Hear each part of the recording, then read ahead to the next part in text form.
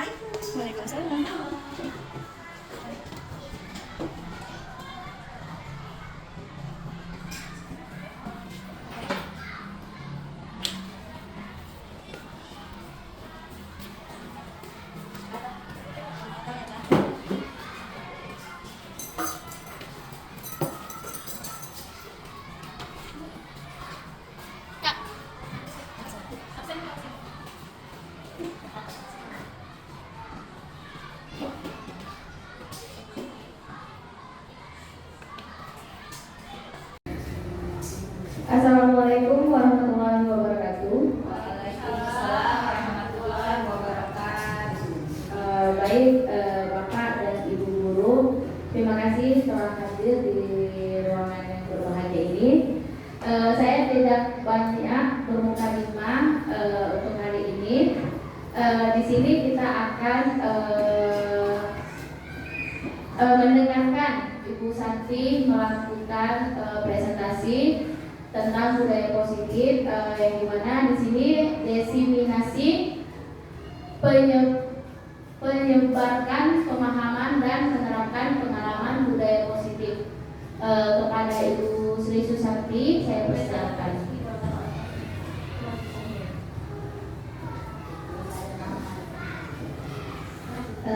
Terima kasih kepada Ibu Moderator yang telah memberikan saya kesempatan. Baiklah, saya di sini akan menyampaikan tentang aksi nyata saya dalam kegiatan desiminasi, menyebarkan pemahaman dan penerapan pengalaman budaya positif. Oke, boleh dilanjut? Gimana?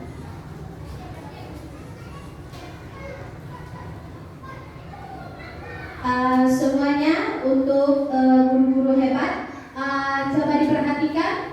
Mari kita tersenyum selama 30 detik.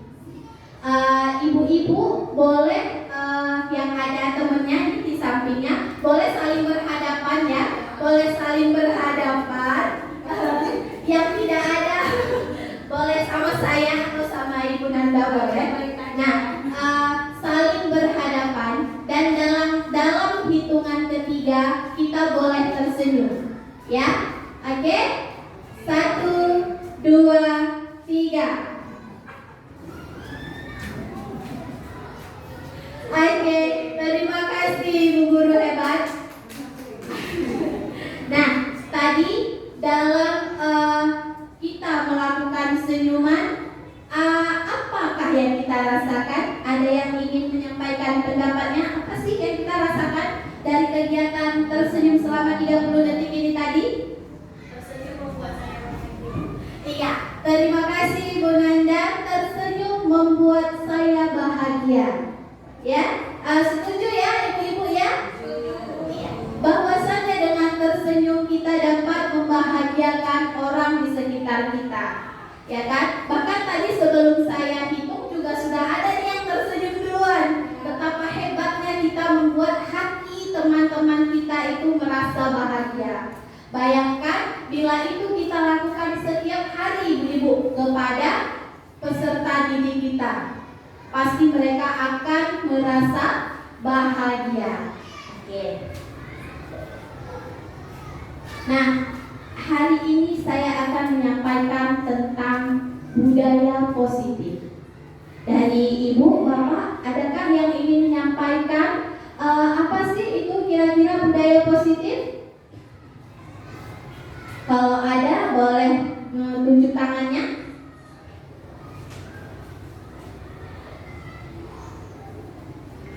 Iya, Ibu Eva.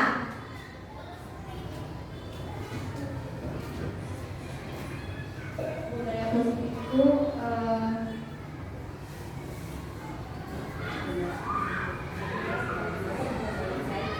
budaya positif itu adalah kebiasaan-kebiasaan yang dilakukan sehari-hari.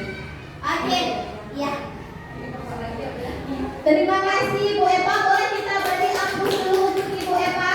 Ya, budaya positif adalah merupakan perwujudan dari nilai-nilai atau keyakinan universal yang diterapkan di sekolah. Budaya positif dapat mendorong murid untuk mampu berpikir, bertindak, dan mencipta sebagai proses memerdekakan dirinya sehingga murid mampu mandiri dan bertanggung jawab. Nah, ini konsep inti budaya positif yang akan kita bahas hari ini. Yang pertama adalah perubahan paradigma belajar, yang kedua disiplin positif, yang ketiga kebutuhan dasar manusia, 4 motivasi perilaku manusia, 5 posisi kontrol guru, 6 keyakinan kelas, dan 7 segitiga restitusi.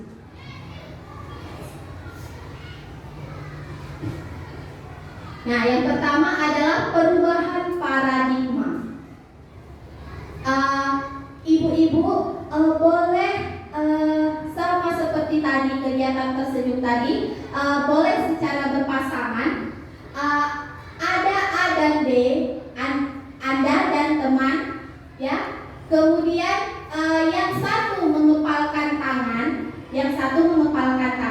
dan yang satu lagi boleh membujuk teman yang mengepalkan teman ini agar dia mau untuk membuka kepalanya.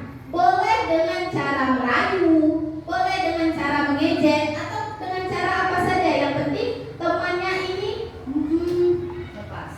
mau untuk membuka kepalan tangannya. Boleh dengan cara apa saja. Boleh kita praktikkan ya, Ibu ya. Ada yang mengepalkan tangan dan ada teman yang berusaha untuk membuka kepalan tangan ini. Boleh dengan cara dia merayu, dengan cara apa saja. Oke, Ibu Eva boleh dengan Pak Rido. Gak apa-apa. Boleh berdiri, boleh mau berdiri, mau duduk di sebelahnya gak apa-apa.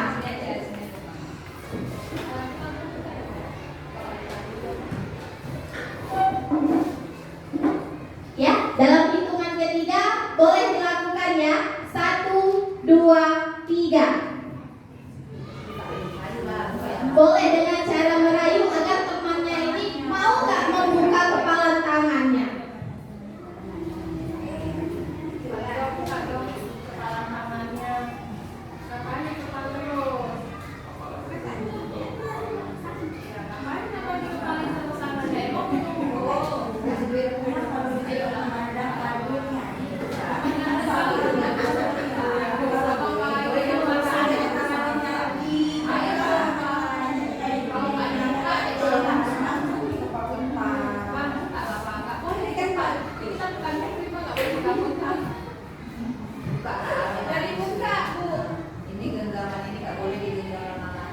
Oke, terima kasih Bapak Ibu guru hebat. Boleh kita beri aplaus dulu untuk kita semua. Nah, tadi dari kegiatan mengepal tangan, ya, apa yang terjadi? Nah, inilah dia perubahan paradigma, stimulus respon, dan teori kontrol. Siapa sesungguhnya yang memiliki kontrol? Nah, di sebelah kanan saya ada tabel tentang stimulus respon dan di sebelah kiri ada teori kontrolnya. Nah, yang pertama kita mencoba mengubah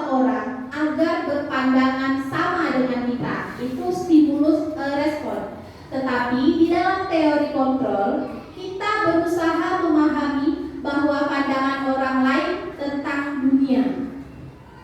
Selanjutnya, perilaku buruk dilihat sebagai suatu kesalahan. Di dalam teori kontrol, semua perilaku memiliki tujuan. Nah, tadi ada ibu guru atau bapak guru yang memberikan bujukan, gitu ya, memberikan bujukan agar temannya mau untuk membuka kepalan tangan tadi. Nah, selanjutnya di dalam stimulus respon, orang lain bisa mengontrol saya. Tetapi di dalam teori kontrol, hanya kita yang bisa mengontrol diri kita sendiri. Orang lain tidak bisa. Seperti yang mengepalkan tangan tadi, ya, hanya dia yang mampu mengontrol dirinya. Saya tidak mau untuk buka kepalan tangan saya. Bahkan saat ada orang yang mencoba merayu, ya, tidak mau dengar, kan? Tidak berpengaruh. Nah, itu artinya hanya dirinya sendiri yang bisa mengontrol dirinya sendiri, bukan orang lain. Ya, selanjutnya. Nah, ini ada pembelajaran dengan paradigma baru. Pembelajaran dengan paradigma baru ini merupakan pembelajaran yang dirancang berdasarkan prinsip pembelajaran berdiferensiasi, sehingga para peserta didik belajar sesuai kebutuhannya berdasarkan tahap perkembangan sesuai teori psikologi modern untuk mewujudkan profil pelajar Pancasila. Yang mana kita ketahui, kita sudah 2 tahun ya masuk dalam Merdeka Belajar. Di dalam Merdeka Belajar itu kan sudah ada yang namanya pembelajaran berdiferensiasi dan sudah pernah kita terapkan. Bukan pernah, tapi sudah kita terapkan. Dan di dalam pembelajaran Merdeka Belajar itu ada yang namanya profil pelajar Pancasila. Ada berapa ya ibu-ibu profil pelajar Pancasila? Iya, ada 6. Yang pertama, iya, beriman dan bertakwa kepada Tuhan Yang Maha Esa. Kemudian berkebinekaan global, bergotong royong, kreatif, bernalar kritis, dan yang terakhir ada mandiri. Nah, yang kedua ada disiplin positif dan nilai-nilai kebajikan universal. Apa sih itu disiplin positif dan nilai-nilai kebajikan universal? Nah, ini adalah makna kata disiplin. Jadi, disiplin berasal dari bahasa Latin disciplina yang artinya belajar. Kemudian, makna asal dari kata ini berkonotasi dengan disiplin diri. Dan dari murid-murid, itu menurut Plato. Selanjutnya, disiplin membuat orang menggali potensinya menuju sebuah tujuan apa yang ingin dia hargai. Namun dalam budaya kita, makna kata disiplin ini telah berubah menjadi sesuatu yang dilakukan seseorang pada orang lain untuk mendapatkan kepatuhan. Kecenderungan umumnya adalah menghubungkan kata disiplin dengan ketidaknyamanan, bukan dengan apa yang kita hargai atau pencapaian suatu tujuan yang mulia.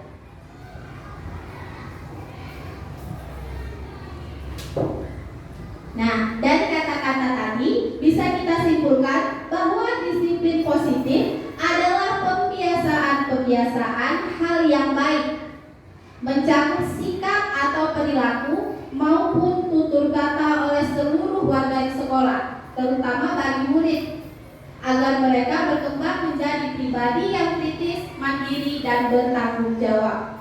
Kita sebagai pendidik, tujuannya adalah untuk menciptakan peserta didik yang memiliki disiplin diri, sehingga mereka berperilaku mengacu kepada nilai-nilai kebajikan universal dan memiliki motivasi dalam diri untuk menuju perubahan perilaku ke arah yang lebih baik. Ini adalah makna dari disiplin positif. Nah, ini adalah nilai-nilai kebajikan dalam profil pelajar Pancasila. Seperti yang telah kita ketahui bahwa profil pelajar Pancasila ini ada 6, tadi sudah kita sebutkan ya. Selanjutnya adalah nilai-nilai kebajikan universal. Nah, nilai-nilai kebajikan universal ini adalah sifat-sifat positif manusia yang merupakan tujuan mulia yang ingin dicapai oleh setiap individu. Nilai-nilai tersebut bersifat universal dan lintas bahasa, suku bangsa, agama maupun latar belakang. Nah, jadi setiap perilaku atau perbuatan itu memiliki suatu tujuan. Ini menurut dari Dr. William Glasser pada teori kontrolnya. Selanjutnya, dengan mengaitkan nilai-nilai kebajikan yang diyakini seseorang, maka motivasi intrinsiknya akan terbangun, motivasi dari dalam dirinya, sehingga akan menggerakkan motivasi dari dalam untuk dapat mencapai tujuan mulia yang diinginkan. Ini menurut Diana Gosset. Selanjutnya, nilai-nilai kebajikan yang ingin dicapai oleh setiap anak Indonesia kita kenal dengan nama profil pelajar Pancasila.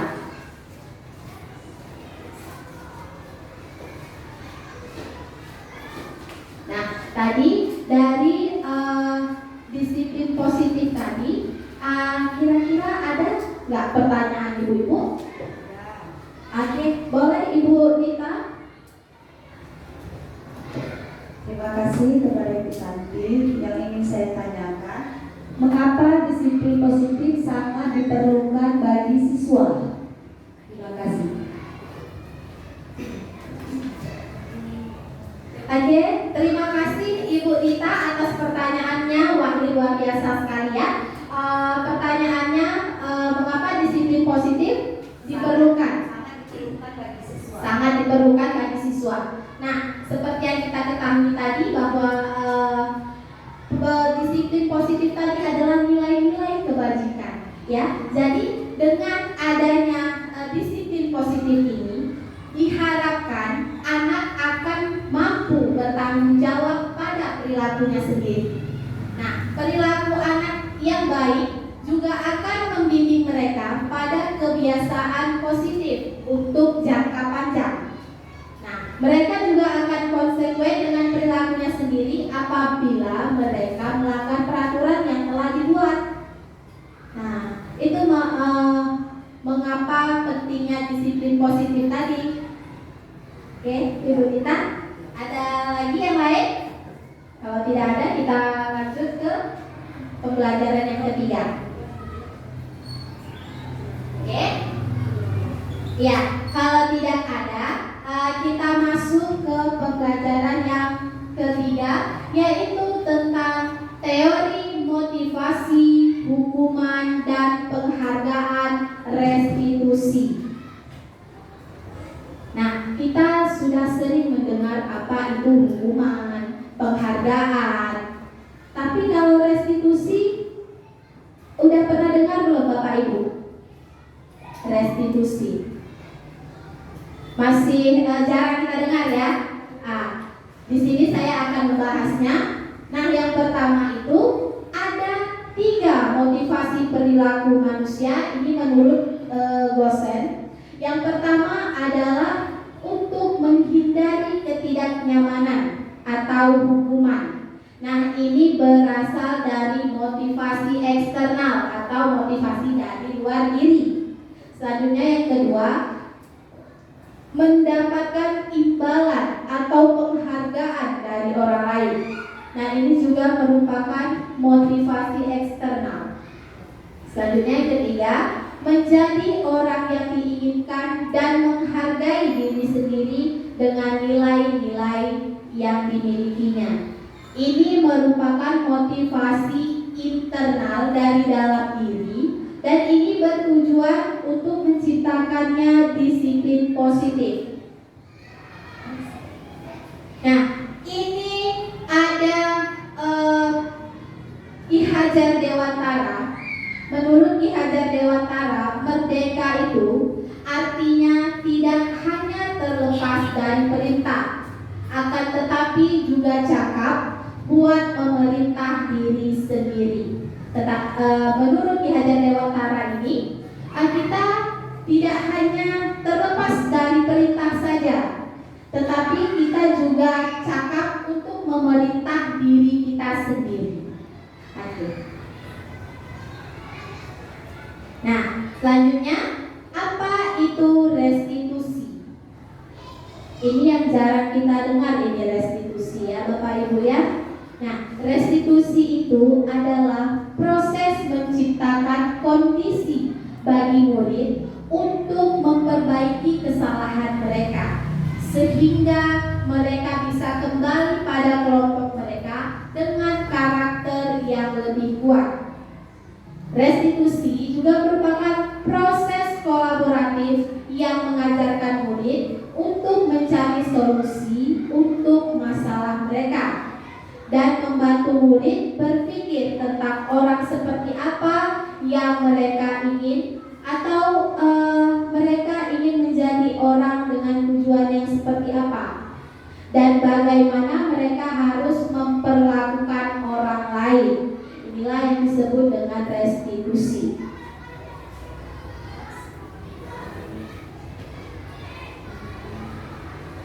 Ini ada ciri-ciri restitusi. Yang pertama, bukan untuk menebus kesalahan, namun untuk belajar dari kesalahan. Kemudian yang kedua, memperbaiki hubungan. Ketiga, tawaran, bukan paksaan. Restitusi menuntut untuk melihat ke dalam diri, untuk mencari kebutuhan dasar apa yang mendasari tindakannya, dan restitusi adalah cara yang paling baik. Restitusi juga berfokus pada karakter, bukan pada tindakan. Dan restitusi berfokus pada solusi.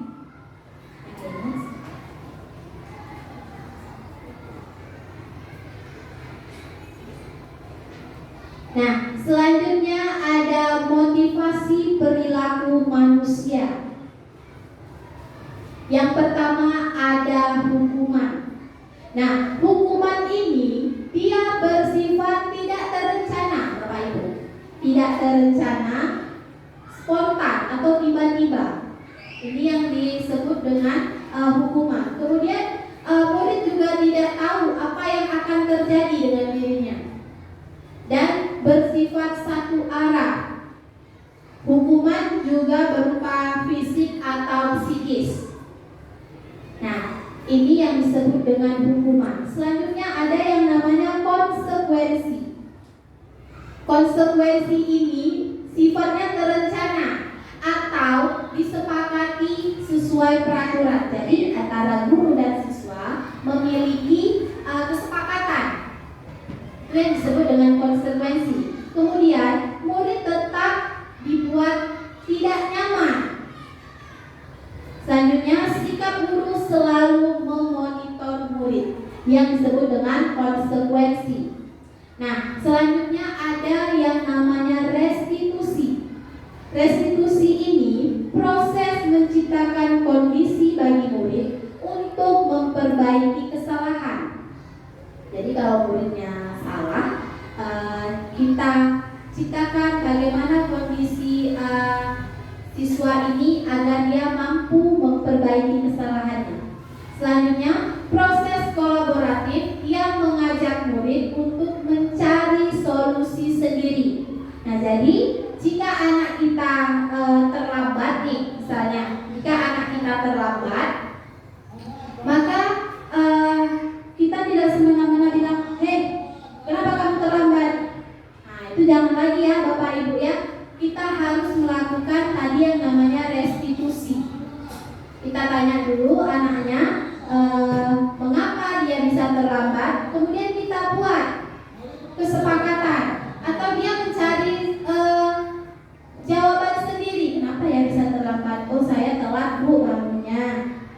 Jadi besok nak, kalau misalnya telat bangun, apa yang harus dilakukan? Tidak boleh tidur kemalaman lagi. Nah seperti itu kita lakukan restitusi, jangan langsung kita hukum. Iya, tidak boleh lagi seperti itu. Oke.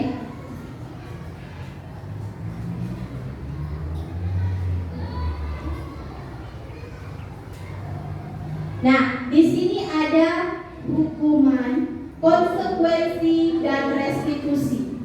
Kalau hukuman ini sesuatu yang menyakitkan harus terjadi. Kalau konsekuensi sesuatu yang harus terjadi. Sementara restitusi merupakan pilihan. Nah, hukuman juga bersifat tidak nyaman untuk murid atau anak untuk jangka panjang. Tetapi konsekuensi itu dia tidak nyaman juga untuk murid dan anak untuk jangka waktu yang pendek. Tetapi kalau restitusi menguatkan untuk murid atau anak dalam jangka panjang. Nah, di sini Bapak Ibu ada contoh tindakan. Ya, ada tindakan dulu. Ada hukuman atau konsekuensi. Kira-kira mencatat 100 kali di dalam buku kalimat, saya tidak akan terlambat lagi karena terlambat ke sekolah. Kira-kira Bapak Ibu, dari kalimat yang pertama ini merupakan hukuman atau konsekuensi? Yang pertama apa? Hukuman. Coba kita lihat Bu Nanda, hukumankah atau konsekuensi? Oke. Dari kalimat yang pertama ini merupakan hukuman.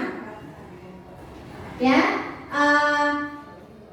Selanjutnya yang kedua, lari mengelilingi lapangan basket 2 kali karena terlambat hadir di sekolah. Nah, ini merupakan hukumankah atau konsekuensi? Hukuman. Coba kita lihat Bu Nanda. Ya, benar. Ini merupakan hukuman. Selanjutnya yang ketiga, murid diminta untuk push up 15 kali karena tidak menggunakan masker ke sekolah. Hukuman atau konsekuensi? Hukuman. Oke. Hukuman. Nah, yang keempat, menggantikan kertas tugas teman yang telah dicoret-coret. Konsekuensi. Mari kita lihat. Iya, benar, konsekuensi. Selanjutnya, membersihkan tumpahan air di meja tulis karena tersenggol pada meja saat belajar. Mari kita lihat konsekuensi. Ya. Nah, yang selanjutnya, murid disuruh untuk mengenakan sepatu seharian di sekolah. Ini merupakan hukuman. Dan yang terakhir, lari mengelilingi lapangan basket 2 kali karena terlambat 10 menit untuk pelajaran PJOK. Hukuman atau konsekuensi? Hukuman.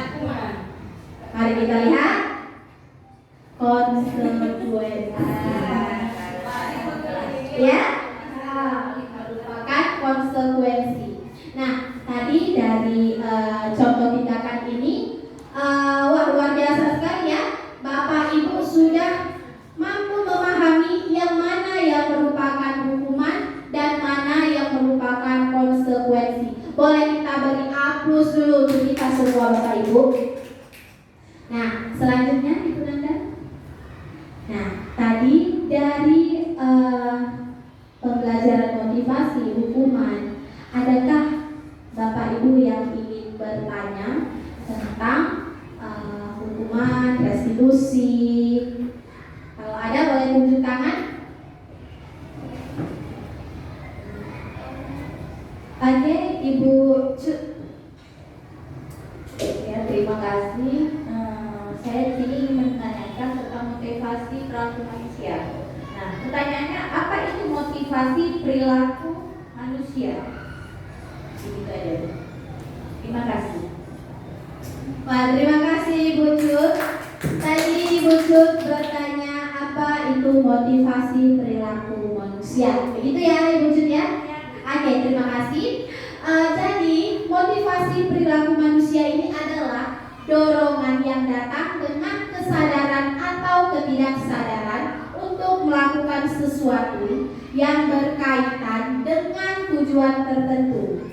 Jadi seperti apa yang kita ketahui bahwa perilaku manusia dipengaruhi oleh motivasi atau dorongan untuk kepentingan memenuhi kebutuhan dari seorang individu. Itu merupakan motivasi perilaku manusia.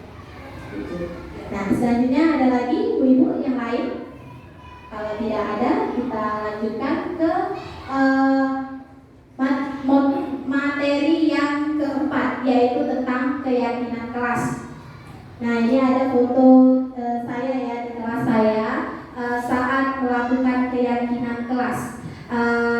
Pasti semua kita guru sudah melakukan yang namanya keyakinan kelas. Sudah belum Bapak Ibu? Sudah, alhamdulillah. Kita lihat. Nah, keyakinan kelas ini merupakan kesepakatan kelas yang diyakini bersama guru dan murid dengan harapan dapat meningkatkan kedisiplinan murid. Jadi, keyakinan kelas ini berupa pernyataan universal, dibuat dalam bentuk positif dan bersifat abstrak. Selanjutnya, keyakinan kelas hendaknya tidak terlalu banyak sehingga mudah untuk dipahami oleh murid. Semua warga kelas ikut berkontribusi dalam pembuatan keyakinan kelas lewat kegiatan mengutarakan pendapat. Nah, saat kita membuat keyakinan kelas kemarin, pasti kita buat dulu pernyataan-pernyataannya. Bukan begitu Bapak Ibu pada murid? Nanti baru kita pilih.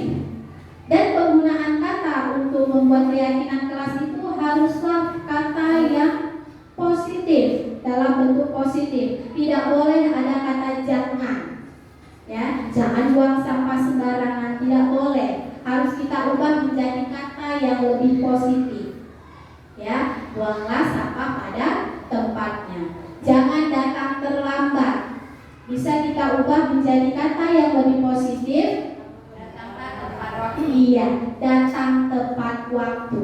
Intinya tidak boleh ada kata negatif di sana. Tidak boleh ada kata tidak dan tidak boleh ada kata jangan. Nah, dan sebaiknya untuk keyakinan kelas ini tidak terlalu banyak Bapak Ibu. Jadi mudah untuk diingat dan dipahami oleh siswa. Kalau nanti terlalu banyak, wah, bingung juga anaknya, ya kan? Apa aja nih? Kan gitu. Kalau diingat banyak-banyak kali. Jadi bisa kita pilih mana yang urgent gitu bagi kita. Nah, boleh? Nah, ini adalah pembentukan keyakinan kelas. Yang pertama adanya curah pendapat. Kemudian mencatat masukan apa yang diberikan oleh anak-anak. Selanjutnya menyusun keyakinan kelas dengan kalimat yang positif. Yang keempat, tinjau ulang hasil atau ajak untuk telaah nilai-nilai kebajikan apa yang ada dari dalam pendapat anak tadi. Kemudian tinjau ulang untuk keyakinan kelas, mereview hasil akhir untuk menyepakati komitmen. Selanjutnya menempelkan hasil untuk mengingat tentang keyakinan kelas Bapak Ibu semua. Nah, mengapa tidak peraturan saja? Mengapa harus keyakinan kelas? Di sini ada pertanyaan. Mengapa kita memiliki peraturan harus menggunakan helm bila mengendarai kendaraan roda 2? Kira-kira kenapa ya Bapak Ibu? Agar terlindungi kepala kita, ya kan? Intinya untuk apa? Untuk keselamatan, ya kan? Untuk keselamatan. Kita tahu menggunakan helm ini kan peraturan, ya kan?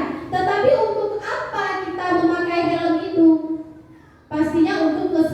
keselamatan kita. Nah, selanjutnya, mengapa kita memiliki peraturan 3M? Menggunakan masker, mencuci tangan, dan menjaga jarak 1,5 meter. Untuk apa? Iya, agar terhindar dari penyakit atau untuk kesehatan kita. Apalagi kemarin di zaman COVID ya, kita harus nih mengikuti peraturan mencuci tangan, memakai masker, menjaga jarak. Nah, itu kan peraturan yang telah dibuat. Untuk apa? Untuk kesehatan kita, ya kan? Nah, selanjutnya, mengapa kita memiliki peraturan harus datang tepat waktu pada saat mengikuti pelatihan? Untuk apa kira-kira itu? Iya, untuk disiplin, tanggung jawab, ya kan? Yang mana kita ketahui kalau kita sedang mengikuti pelatihan, ya peraturannya kita harus datang tepat waktu. Untuk apa datang tepat waktu? Untuk disiplin tadi, tanggung jawab kita. Nah, seperti itulah untuk mendukung motivasi intrinsik, kembali ke nilai-nilai keyakinan untuk menggerakkan seseorang dibandingkan mengikuti serangkaian peraturan-peraturan. Yes. Nah, ini adalah lingkaran budaya positif, yang mana tadi dari peraturan yang kita ciptakan di kelas, peraturan kelas dipilih oleh anak-anak mereka sendiri yang memilih apa saja yang mereka inginkan.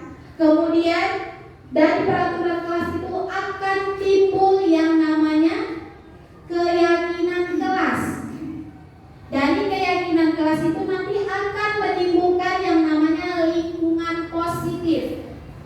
Kalau sudah lingkungan positif, tidak lagi di kelas ya Bapak Ibu, tetapi sudah ke lingkungan sekolah.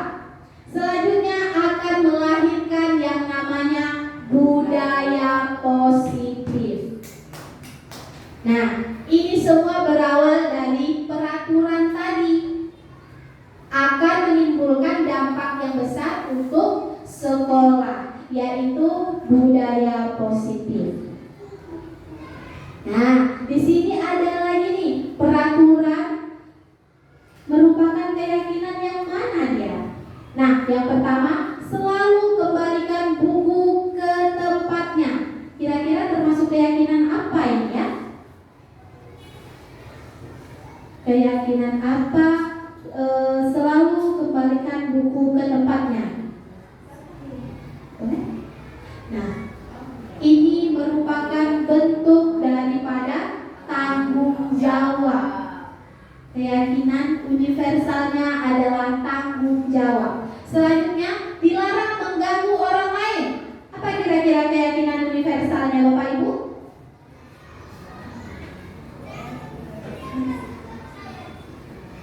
Nah, keyakinannya adalah untuk selalu menghormati orang lain. Selanjutnya, hadir di sekolah 15 menit sebelum pembelajaran dimulai. Kira-kira ini keyakinan universalnya apa? Coba kita lihat. Menghormati orang lain dan berkomitmen. Komitmennya. Nah, selanjutnya dilarang melakukan kekerasan. Dilarang melakukan kekerasan. Apa kira-kira keyakinan universalnya? Untuk keselamatan dan menghormati orang lain. Next, dilarang menggunakan narkoba. Apa keyakinan universalnya Bapak Ibu? Coba kita lihat. Untuk kesehatan. Selanjutnya, bergantian atau menunggu giliran. Kira-kira keyakinan apa ini? Coba kita lihat. Menghormati orang lain dan bersabar. Ya, selanjutnya gunakan masker.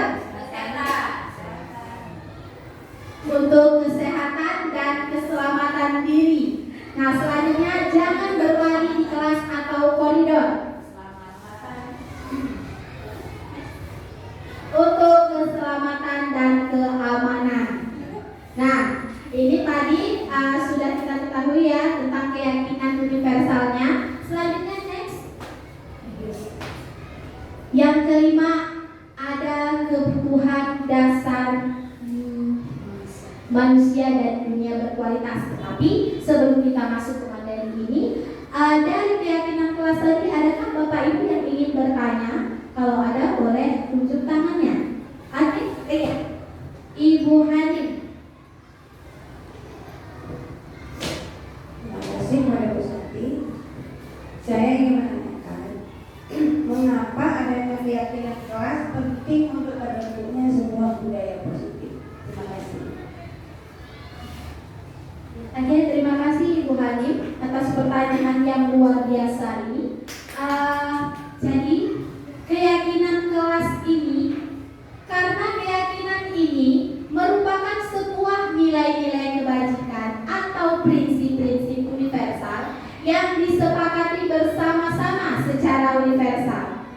Hal itu terlepas dari agama, latar belakang, suku, dan bahasa. Nah, selanjutnya keyakinan akan lebih memotivasi seseorang dari dalam, sehingga akan terbentuknya budaya positif bagi murid-murid kita.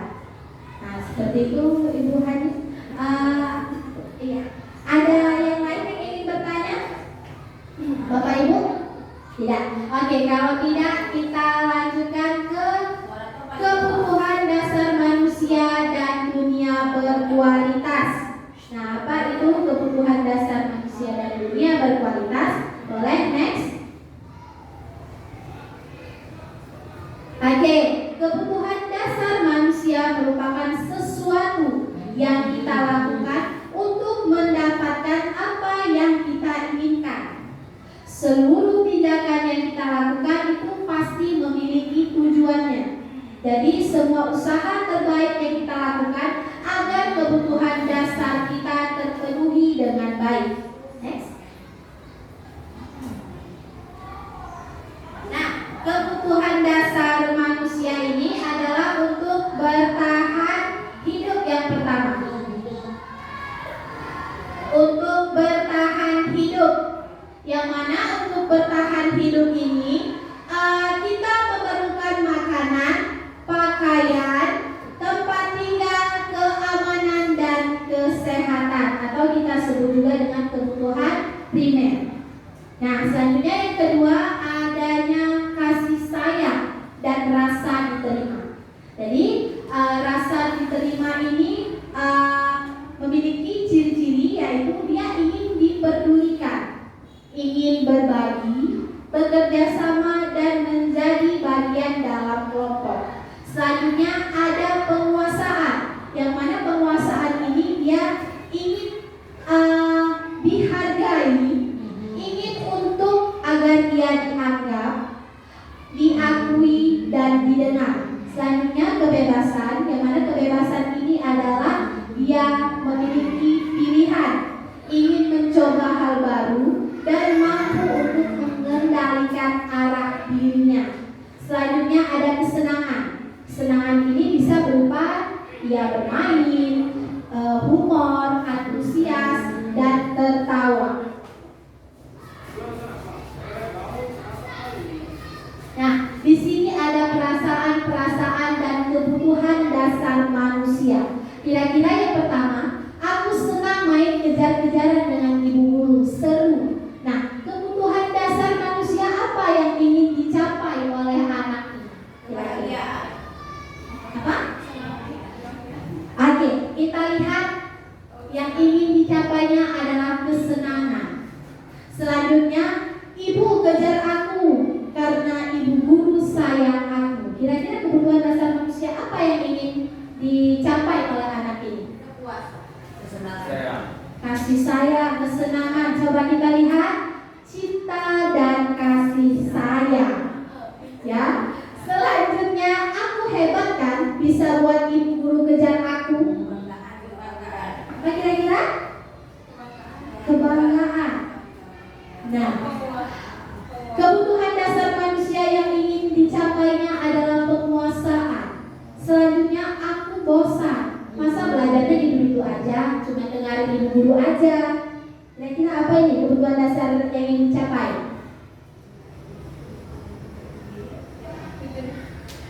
Nah, coba kita lihat. Adalah kebebasan. Selanjutnya, menyetir mobil itu seru. Nah, kita lihat kesenangan. Dan kebutuhan dasarnya kesenangan. Selanjutnya, aku merasa bangga dan keren. Kira-kira apa ini ya? Apa? Kekuasaan. Coba kita lihat. Penguasaan. Ya. Selanjutnya, aku senang bisa pergi ke tempat yang aku suka. Apa kira-kira yang ingin capai? Coba. Kesenangan, penguasaan, atau kebebasan. Mari kita lihat. Kebebasan. Selanjutnya, biar bisa jalan-jalan naik mobil sama teman-temanku. Nah, kebutuhan apa yang ingin dicapainya? Penguasaan. Mari kita lihat. Cinta dan kasih sayang. Oke. Nah, dari perasaan yang ada di depan ini tadi dan kebutuhan dasar manusia ini diharapkan kita untuk bisa melihat atau memenuhi kebutuhan dasar apa nanti yang ada pada anak didik kita. Oke, selanjutnya. Nah, yang keenam ada posisi kontrol guru. Nah, apa saja sih posisi kontrol guru ini? Dan kita ini sudah termasuk di posisi kontrol yang mana? Boleh di next? Nah, posisi kontrol guru ini ada 5 Bapak Ibu. Yang pertama, ada sebagai penghukum. Yang kedua, sebagai pembuat merasa bersalah. Ketiga, teman. 4, pemantau. Dan yang kelima, manajer. Dari posisi kontrol ini kira-kira kita udah di posisi yang mana gitu ya kan? Apakah penghukum, pembuat merasa bersalah, teman, pemantau, atau manajer? Nah, ini akan kita bahas satu persatu. Apa itu posisi kontrol guru penghukum? Oke, boleh di next? Nah, ini ada 5 posisi kontrol, ya. Ada 2 yang termasuk identitas gagal, 2 yang termasuk identitas berhasil, tetapi dia memiliki kontrol dari luar, dan ada 1 identitas berhasil atau sukses yang merupakan kontrol dirinya sendiri. Nah, di sini ada penghukum. Penghukum itu dia bentuknya menghardik, ya, menghardik, menunjuk dan menyakiti atau menyindir. Nah, itu yang dikatakan dengan penghukum. Contoh kata-katanya, kalau kamu tidak melakukannya, awas ya, rasakan. Nah, kalau kita berkata seperti itu, maka kita berada di posisi mana Bapak Ibu? Penghukum. Ya, selanjutnya hasilnya apa? Anak tadi akan memberontak, menyalahkan orang lain, bahkan dia berbohong. Ya, kenapa? Karena tadi gurunya seperti itu. Awas ya, rasakan. Karena anak takut, jadinya dia akan berbohong. Nah, selanjutnya untuk pembuat merasa bersalah, itu tindakannya adalah berceramah. Gurunya berceramah, kemudian mengatakan seharusnya kamu begini, seharusnya kamu begitu, ya kan? Kemudian ibu kecewa. Nah, kalau kita menggunakan kata-kata itu, maka kita berada di posisi mana Bapak Ibu? Pembuat rasa bersalah. Contoh katanya, kamu seharusnya, kamu sudah tahu, ibu lelah sekali mengatakannya. Ibu stres. Nah, kalau sudah seperti itu, maka kita berada di posisi kontrol pembuat merasa bersalah. Hasilnya apa? Hasilnya anak-anak akan menyembunyikan. Sama ya, seperti penghukum, anak-anak akan berbohong. Nah, ini 2 ini tadi adalah identitas gagal Bapak Ibu. Jadi tidak boleh kita lakukan di sekolah bersama anak-anak, tidak boleh. Selanjutnya ada sebagai teman. Sebagai teman ini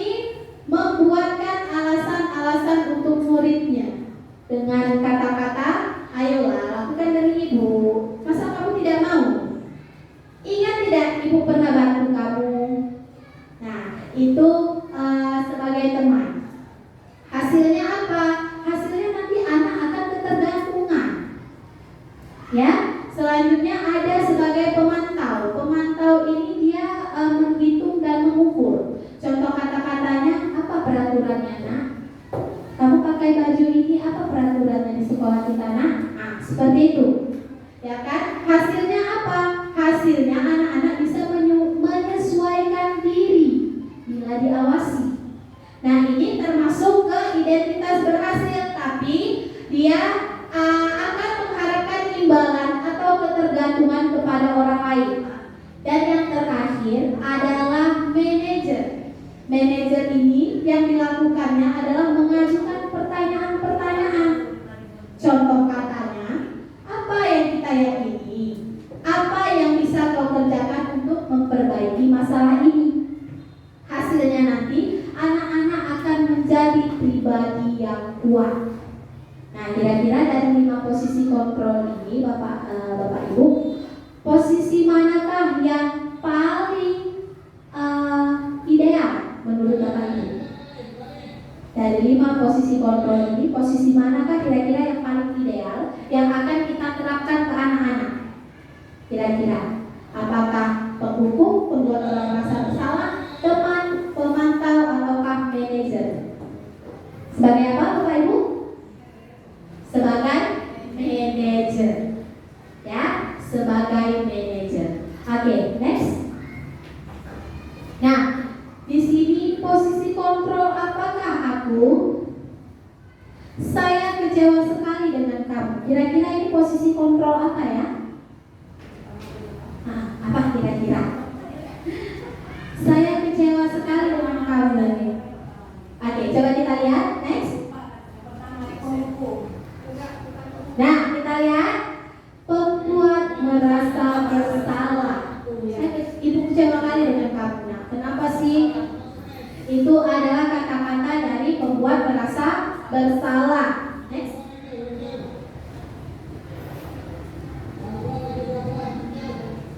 Oke, selanjutnya posisi kontrol, apakah aku? Kamu tidak pernah benar melakukannya. Sekarang keliling lapangan 3 kali. Sebagai penghukum. Nah, selanjutnya, kira-kira bagaimana kamu akan memperbaiki masalah ini? Posisi kontrol apakah ini? Coba kita lihat. Ya, next selanjutnya. Ayolah lakukan demi bapak atau ibu. Nah, ini posisi apa ini? Kita lihat. Iya, teman. Selanjutnya, next. Kamu terlambat 15 menit. Apakah kamu sudah mengerti konsekuensi yang dilakukan bila terlambat? Posisi apa ini kira-kira? Apa? Coba kita lihat. Pemantau. Nah, lupa ya Bapak Ibu ya, apa? Oke, selanjutnya. Nah, next. Nah, yang terakhir ada segitiga restitusi. Nah, apa itu segitiga restitusi? Segitiga restitusi adalah suatu proses dialog yang dijalankan guru atau orang tua agar dapat menghasilkan murid yang mandiri dan bertanggung jawab. Segitiga restitusi membantu murid memiliki tujuan, disiplin positif, dan memperbaiki dirinya setelah berbuat salah. Restitusi bukan untuk menembus kesalahan, namun untuk belajar dari kesalahan. Seperti yang kita lihat, ini ada segitiga restitusi. Yang pertama, yang paling dasar adalah menstabilkan identitas. Kemudian naik, ada validasi tindakan yang salah. Dan yang ketiga ada menanyakan keyakinan kelas. Ya. Nah, selanjutnya untuk menstabilkan identitas, maka yang harus dilakukan guru adalah kata-katanya, berbuat salah itu manusiawi. Tidak ada manusia yang sempurna. Bapak atau ibu juga pernah melakukan kesalahan seperti itu. Bapak atau ibu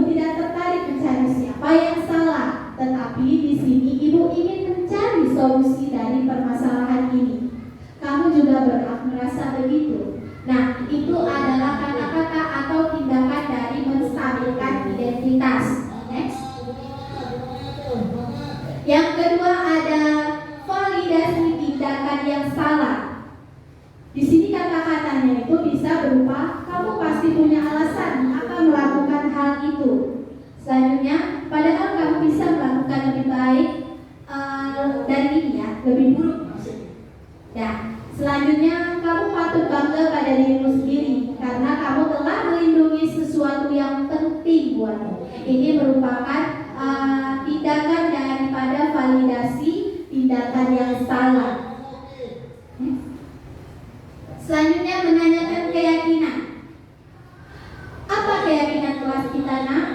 Apa? Nah, selanjutnya nilai-nilai apa yang kita telah sepakati? Seperti apa gambaran kelas yang ideal menurut kamu? Dan kamu mau jadi orang yang seperti apa? Nah, ini merupakan tindakan daripada menanyakan keyakinan. Ya, menanyakan keyakinan. Nah, dari ini tadi, adakah yang ingin ditanyakan Bapak Ibu tentang restitusi segitiga? Oke, boleh. Terima kasih Bu Santi. Di sini saya ingin mau menanyakan apa yang dimaksud dengan menstabilkan identitas. Terima kasih Bu Santi. Wah, terima kasih Bu Eva, pertanyaan yang luar biasa. Apa yang dimaksud dengan menstabilkan identitas ya? Nah, jadi menstabilkan identitas ini adalah bagian paling dasar tadi. Seperti boleh kembali ke segitiga restitusi tadi, Ibu? Nah, ini menstabilkan identitas ini merupakan bagian paling dasar daripada segitiga yang bertujuan untuk mengubah identitas anak dari